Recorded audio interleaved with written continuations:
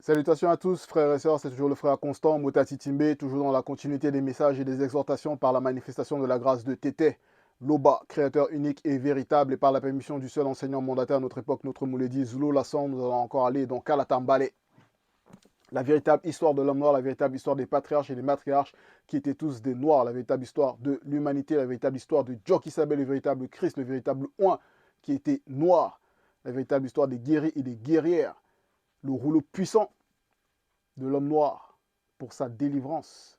Donc toi qui as l'amour de la vérité, toi qui recherches la vérité, Kalatambale est le livre de la vérité. Donc, nous allons aller dans le livre de Monmon, donc Moutate dit par Monmon, dont le titre est Orientation à l'ouverture de la sagesse, car Monmon, qui est dans le Bible actuel classique, dont le nom est falsifié par Salomon, mais son véritable nom, comme nous le savons, c'est Monmon, a légué beaucoup d'écrits, beaucoup de conseils, beaucoup d'astuces, beaucoup d'instructions afin de pouvoir marcher dans le chemin de l'initiation de l'entité de sagesse. Et donc, à travers ces rouleaux, un de ces rouleaux, c'est Moutatedi. Et Moutatedi qui signifie le guide. Et on va aller au chapitre 4 du verset 20 du verset 20 au verset 31. Le titre donc de ce chapitre 4, c'est Pudeur et respect d'homme. Donc ici, Monmon, il va entrer en profondeur pour nous amener à mieux comprendre ces notions-là au niveau de la pudeur et du respect d'homme. Ce qu'il faut, ce qu'il ne faut pas faire. Donc avant de poursuivre, donc la pudeur, ici pour recadrer un peu au niveau de la définition par rapport au contexte, donc la pudeur, c'est un sentiment de réserve, virgule, selon les définitions qu'on peut trouver dans les dictionnaires, donc de réserve, de retenue, de honte et de délicatesse. Donc voilà, on voit ces notions. Et le respect, c'est un sentiment qui porte à accorder à quelqu'un de la considération en raison de la valeur qu'on lui reconnaît. Qu'on lui reconnaît. Et c'est important de bien comprendre, de bien entrevoir ces définitions, les mots qui ont été manifestés dans ces définitions pour la suite. Parce que, donc au verset 20, donc Monmon, il nous dit observe les circonstances. Et donc les circonstances, donc derrière les événements, derrière les manifestations, derrière toute situation, observe les circonstances, donc recherche les causes qui manifestent les effets. Donc les causes qui alimentent, qui alimente ces causes-là. Donc d'observer les circonstances. Et garde-toi du mal selon le verbe. Donc garde-toi, protège-toi du mal. Donc reste dans la protection du verbe, dans le bouclier de la foi. Donc garde-toi du mal. Donc garde-toi de manifester le mal. Garde-toi d'accepter le mal. Car le mal, c'est l'antivérité. Le mal est issu de l'antivérité. Virgule, n'aie pas honte de toi-même. N'aie pas honte de toi-même, car la honte, c'est un sentiment pénible d'infériorité ou d'humiliation par rapport ou devant autrui. Donc c'est ce sentiment-là déjà, la honte, selon même les définitions là qu'on peut voir dans les dictionnaires. Ce sentiment pénible d'infériorité ou d'humiliation devant autrui. Et ici, Monmouth nous dit, n'aie pas honte de toi-même. Toi qui as accepté la vérité, toi qui marches selon la vérité, toi qui as l'amour de la vérité, toi qui veux te sanctifier, toi qui veux mettre en pratique et qui met des gens en pratique, mais qui veut mettre plus en pratique en profondeur pour atteindre la sanctification, c'est-à-dire l'unification de tes trois êtres. N'aie pas honte de toi-même. Donc ne manifeste pas cette honte-là, car la honte, on peut voir au verset 21, Manuel y poursuit, il nous dit, car la honte est issue du péché. Et le péché est issu de la désobéissance. Donc là, ici, la désobéissance qui a entraîné la chute par rapport à Satan, le Moudima Bobé, le mauvais esprit, les anges déchus qui l'ont suivi volontairement. Et on a vu, on voit dans Bible, dans Kalatambale, ce que certains anges déchus ont manifesté dans le visible, c'est-à-dire les anges déchus du troisième ordre, ce qu'ils ont fait, ce qu'ils ont apporté, cette sorcellerie qu'ils ont apportée, qu'ils ont manifesté dans le visible. Donc cette désobéissance-là, à travers donc cette union, cette hybridation interdite avec les animaux, et des femmes noires non initiées de la lignée de Ponguissé. Et on voit le désordre maintenant actuel dans le visible. Donc, la honte est issue du péché. Et moto, à l'origine même, moto et muto, on peut voir dans Origine 2, verset 25, à la page 20, toujours dans Kalatambale, il est dit, or ils étaient l'un et l'autre entièrement découverts, virgule, sans aucun voile corporel qui cachait leur conception mentale et spirituelle, virgule, l'universel moto et sa faculté évolutive, muto, point. Ils ne se causaient entre eux aucune honte. Et il a fallu que Satan, le mauvais esprit, passe par le serpent dragon terrestre euh, euh, pour pouvoir atteindre et toucher Muto, afin que la honte puisse entrer dans le visible par rapport à la chute. Donc c'est à cause de la chute là qu'il y a, il y a eu ce ressenti là maintenant euh, par rapport à la honte. Que même Moto et Muto, bon, ils ont essayé de... quand ils se sont rendus compte que ils étaient plus vêtus de leur habit de lumière qui était leur esprit, et ils ont ressenti cette gêne-là. Donc ils ont voulu se couvrir euh, en se fabriquant eux-mêmes des vêtements. Mais le Verbe n'a pas permis qu'ils gardent ces vêtements-là. Il leur a confectionné, donc il leur a manifesté des vêtements euh, adéquats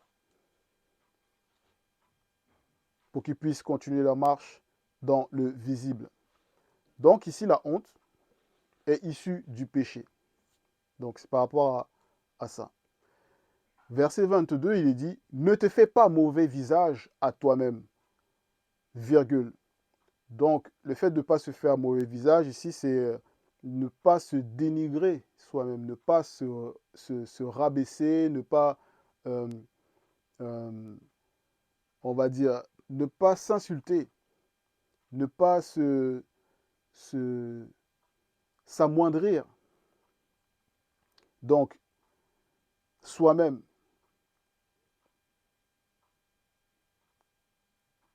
n'aie pas honte au point de tomber. N'aie pas honte au point de tomber. C'est-à-dire, si tu as manifesté quelque chose qui n'était pas selon le verbe, il ne faut pas que le sentiment de honte que tu peux ressentir là te pousse à abandonner, donc à tomber, à te retrancher, à rétrograder. Il faut tout simplement aller dans la prière, sincèrement, dans l'humilité, converser avec le Verbe, parce qu'on ne peut rien cacher au Verbe, et demander pardon. Donc, n'aie pas honte, ne te fais pas mauvais visage à toi-même, virgule, n'aie pas honte au point de tomber. Donc que cette honte-là ne soit pas euh, une occasion de chute en fait. N'y trouve pas une occasion de chute pour abandonner. N'y trouve pas une raison en te disant, oh, ce que j'ai manifesté, c'est tellement abominable que le Verbe ne peut pas me pardonner. Parce que là où la faute a abondé, la manifestation de la grâce a surabondé lorsque celui qui a commis la faute s'est repenti sincèrement, selon la vérité. Donc, on voit que ici, les conseils euh, de Monmon, ils sont puissants car ça permet vraiment d'éclairer. Et on peut voir aussi un des exemples par rapport à le fait de ne pas se faire mauvais visage à soi-même. On peut voir qu'il y a des fois, comme ce qui s'est passé dans Dinabeba, donc dans 2 Samuel chapitre 5, versets 10 à 11, par rapport au fils de Boli, qui était un des amis euh, de Tondor, Tondor qui est David dans le Bible classique. Donc, Boli qui était le fils de Nyongi, Nyongi qui est Saül selon la Bible classique. Il est dit donc au chapitre 5 du verset 10 à 11 ici, parce que Tondo euh, il voulait honorer ce que le père donc de ici Bois Ison avait manifesté, donc le père de Bois Ison qui est Boli. Donc Bois Ison s'inclina et dit euh, pourquoi le roi se pourquoi le roi se préoccupe-t-il de moi, virgule. Je ne vaux pas plus qu'un chien, entre parenthèses blanc ou sans mêlée, mort. Point. Donc là, on voit ce sentiment-là de rabais, le fait de se rabaisser. Parce que ici, Boyson, bah, très jeune déjà, il était tombé, il s'était blessé.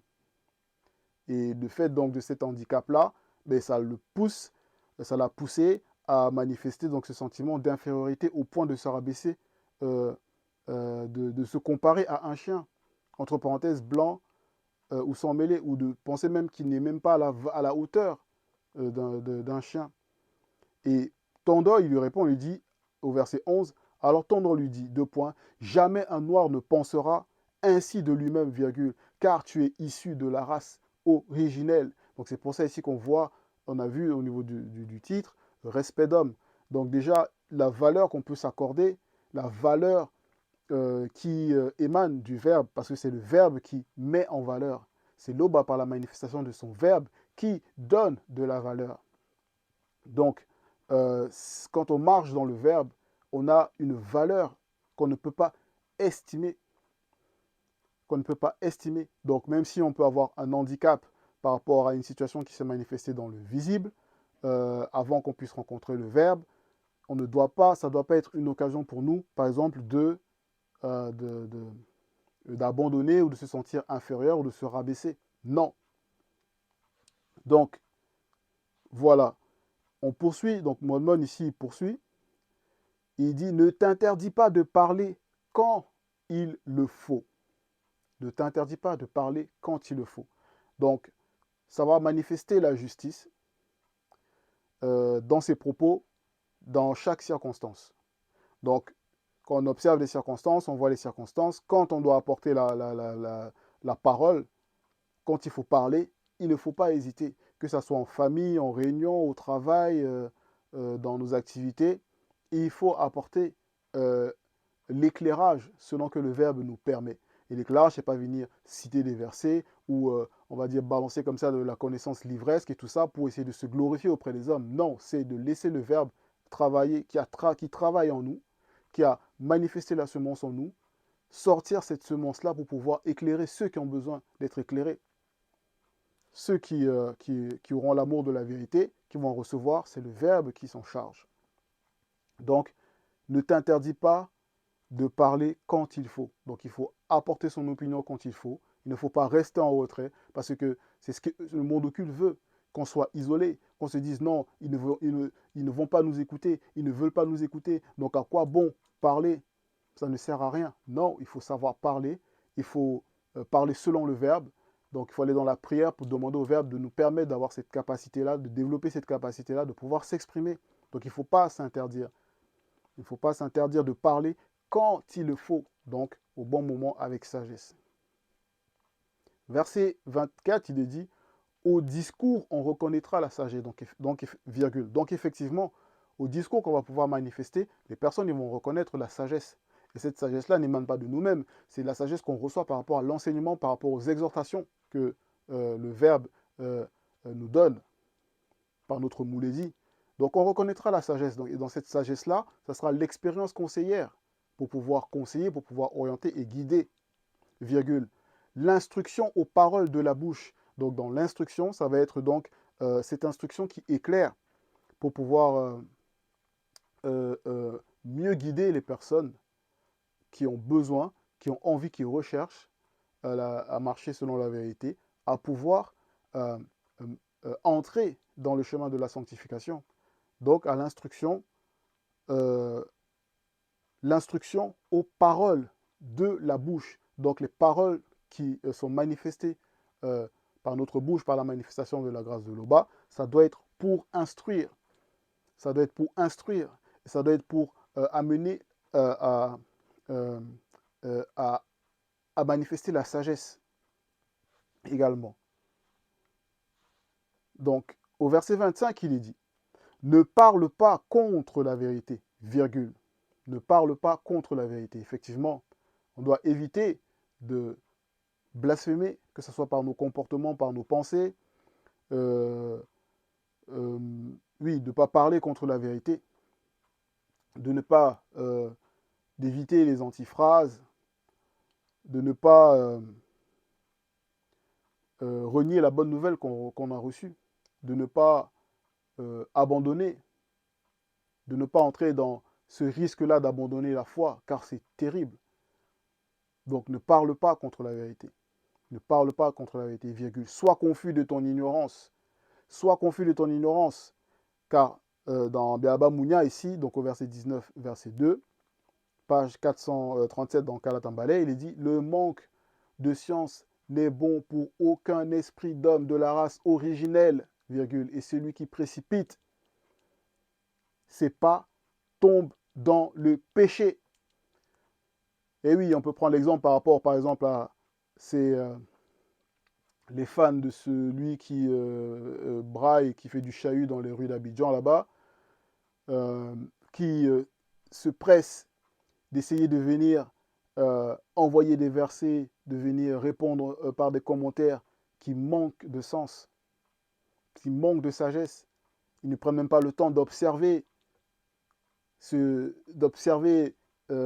la réponse que notre Mouledi expose. Ils viennent juste envoyer des versets, pensant qu'ils ont la connaissance, et pourtant, ils sont dans la contradiction. Ils sont dans la confusion. Mais quand on la porte même, on leur montre cette confusion-là, mais ils ne sont pas confus de leur ignorance. Et quand on leur dit le manque de science n'est bon pour aucun esprit d'homme de la race originelle, ils ne comprennent pas ça. Eux, ils pensent qu'ils ont la connaissance. Mais pourtant, ce sont des insensés. Donc ici, là, Mon il nous dit, ne parle pas contre la vérité. Virgule, sois confus de ton ignorance.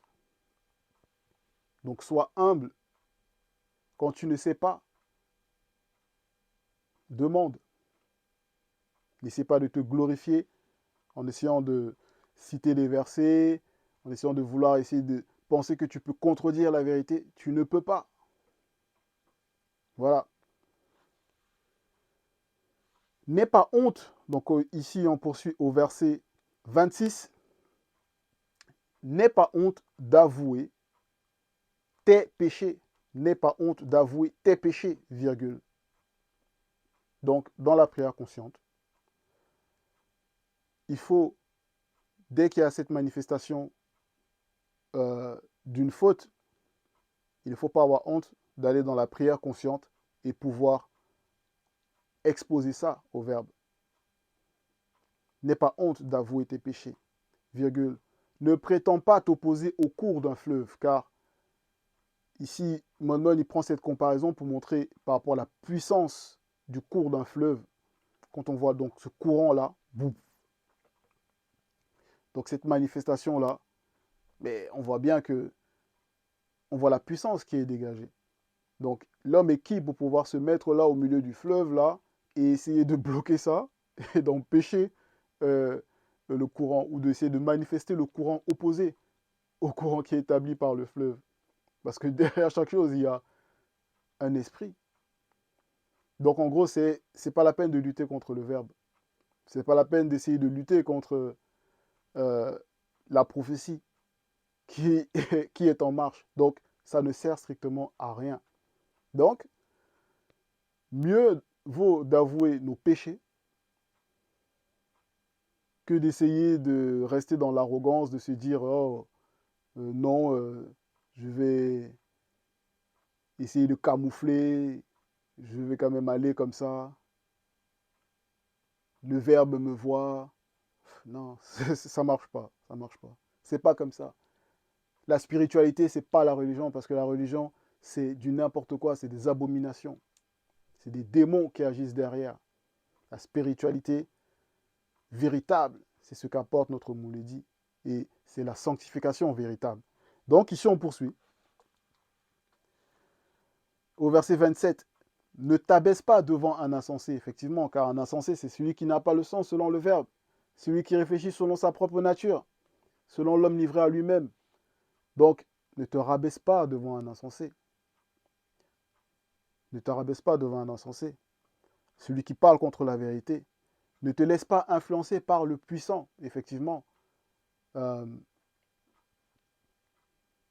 rapport à ce que tu vas observer et voir quand tu vas voir le puissant, ce qui va peut-être manifester dans le visible et tout ça, ça va t'influencer. Tu vas te dire, oh, que ça soit au travail, tu vois un patron, on te donne des ordres, des recommandations et tout ça, et toi tu obéis avec tremblement. Tu te dis, oh, ils sont puissants, j'ai pas de possibilité. Si je commence à vouloir m'affirmer selon le verbe, non, j'aurai des complications. Ah non, tu ne dois pas te rabaisser devant un insensé, tu dois agir selon le verbe. Parce que le verbe, en réalité, est au contrôle de toutes les circonstances. Et au contrôle de toutes les circonstances. Et pour ça, il y a Essombe, donc qui est le jeune dans les bibliothèques classiques, dont ils ont donné le nom de Paul, mais son véritable nom, comme on le sait maintenant, c'est Essombe, qui signifie le jeune. Lui, il a atteint un état de conscience terrifiant. Et on va voir, on va le lire dans le chapitre 39, verset 21, donc dans Essombe, la réconciliation. Il dit, car je regarde toute chose comme une perte, virgule, à cause de l'excellence de la manifestation de la connaissance du Verbe de l'Oba, virgule, pour laquelle j'ai renoncé à tout, virgule, et je les regarde comme de la boue et une vanité, virgule, afin d'avoir l'ongela buindea, la vie éternelle. Imagine cet état de conscience-là. Qu'est-ce qu'un puissant ou un insensé qui peut avoir un certain pouvoir selon le visible va faire par rapport à notre conscience? Nous qui marchons, si on marche entièrement selon la vérité, dans la protection, dans le bouclier de la foi, en ayant le casque du salut et toutes les autres armes spirituelles de l'initié. Là, on voit comment Essombe, là, ici, cet état de conscience-là, il regarde tout comme de la boue. Ça ne veut pas dire qu'il va manifester de l'orgueil ou il va rabaisser. Non, ça veut dire qu'il prend du retrait, du détachement par rapport à ça. C'est-à-dire qu'il n'est pas captif par rapport à l'influence des puissants dans le visible, des manifestations dans le visible. Donc voilà. Donc ne t'abaisse pas devant un insensé, virgule, ne te laisse pas influencer par le puissant. Verset 28, il est dit, jusqu'à la mort, lutte pour la vérité. Et Mundima Beko qui s'est dit, l'entité des châtiments en charge du domaine de la nature, combattra pour toi. Combattra pour toi. Donc, cette entité-là est l'allié, un allié puissant qui combat pour nous, qui acceptons et qui marchons selon la vérité, dans la vérité, qui mettons en pratique. Et ici, Monmon, il nous dit jusqu'à la mort, donc jusqu'à la traversée, jusqu'au déplacement. Parce qu'il y en a qui ont peur de la mort, mais qui ne savent pas ce que c'est que la mort. Notre Mouledi Zouloulassan, pour ceux qui n'ont pas encore vu cet enseignement puissant sur ce qu'il y a après la mort, donc je vous exhorte à aller voir sur la chaîne Zouloulassan. Vous tapez le titre Qu'est-ce qu'il y a après la mort et vous allez voir cet enseignement et ça va libérer votre conscience. Il ne faut pas avoir peur de la mort, c'est un déplacement. Donc jusqu'à la mort, lutte pour la vérité. Lutte pour la vérité. Et Moudima Beko qui s'est dit combattra pour toi. Donc, ce n'est pas à nous-mêmes de combattre. On doit, mais notre combat, quand on parle de combat, c'est dans la résistance à la manifestation de l'antivérité.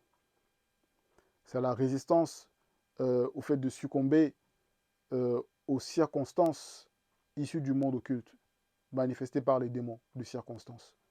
Donc, on poursuit donc au verset 29, il est dit « Ne sois pas peureux pour parler de la vérité, virgule. » Effectivement, comme on disait, quand on a parlé de ne pas s'interdire de parler, donc ici, il ne faut pas être peureux pour parler de la vérité, pour apporter le message, pour propager, pour diffuser la bonne nouvelle.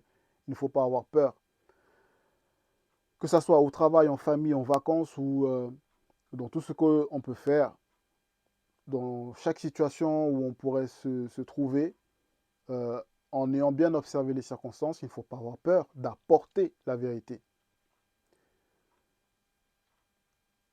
Au verset, oui, on poursuit. Donc, ne sois pas peureux pour parler de la vérité, virgule, ni paresseux et négligent pour agir, effectivement. Ni paresseux et négligent pour agir, car cette paresse et cette négligence-là, les fruits qu'il y a derrière, c'est la chute. C'est la chute.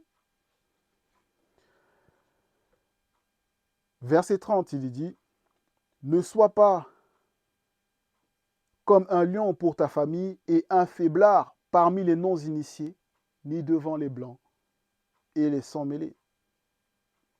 Donc, dans ta famille, tu vas donner des instructions, tu vas agir comme un lion, tu vas être le patron, tu vas vouloir qu'on te respecte, qu'on applique le verbe à la lettre pleinement, qu'on manifeste le zèle, qu'on t'écoute, qu'on t'obéisse. Donc, au niveau de ta famille, on t'obéisse. Mais quand tu es parmi les non-initiés, là, tu es sous leur influence. Tu n'agis pas comme un lion. Là, tu vas agir comme la proie du lion, on va dire comme ça. Donc, tu vas laisser facilement ces personnes-là venir, on va dire, te bloquer dans la manifestation du zèle que tu dois manifester. Donc, quand il y a un collègue qui va venir te parler, il va te donner des instructions, il va employer un ton inadéquat, tu vas te rabaisser. Au lieu de répondre selon le verbe, car tu ne dois pas te rabaisser. Donc, plein d'exemples comme ça. Verset 31, il est dit, que ta main, c'est-à-dire donc tes œuvres, tes actions, toutes tes manifestations. Mais ici, que ta main ne soit pas ouverte pour prendre. Bon, virgule. Et fermée quand il s'agit de rendre. Ça veut dire quoi? Ça veut dire que quand tu reçois de l'aide, tu la reçois avec joie. Quand tu es dans une position, on va dire, de précarité ou par rapport à une situation où voilà, tu as des problèmes, quand tu reçois de l'aide, que ce soit d'un frère ou d'une sœur, ça t'apporte de la joie, ça te réconforte, ça te sort de ta situation. Et maintenant, quand il s'agit de rendre, et rendre, c'est quoi? C'est aussi à ton tour, quand tu vois une situation, tu vois un frère qui est dans une mauvaise situation, une mauvaise phase, on va dire comme ça, et bien là, tu as, on va dire, le cœur serré pour pouvoir apporter de l'aide à ce frère-là ou à cette sœur-là. Non, ce n'est pas bon d'agir ainsi, selon le verbe, ce n'est pas bon d'agir ainsi. Et Monmon ici, il nous le dévoile. Donc que ta main ne soit pas ouverte pour prendre, virgule, et fermée quand il s'agit de rendre. Donc c'est manifester la justice. Parce qu'on sait qu'au niveau de la loi, on n'est pas là pour avoir la notion quand un frère il donne. Enfin, il donne pas avec la notion de prêter. Il donne. Il donne. Donc voilà, frères et sœurs, c'était l'exhortation par la manifestation de la grâce de Tété pour nous faire comprendre plus en profondeur les notions de pudeur et de respect d'homme. Tété Loba est toujours glorifié. Ainsi soit-il.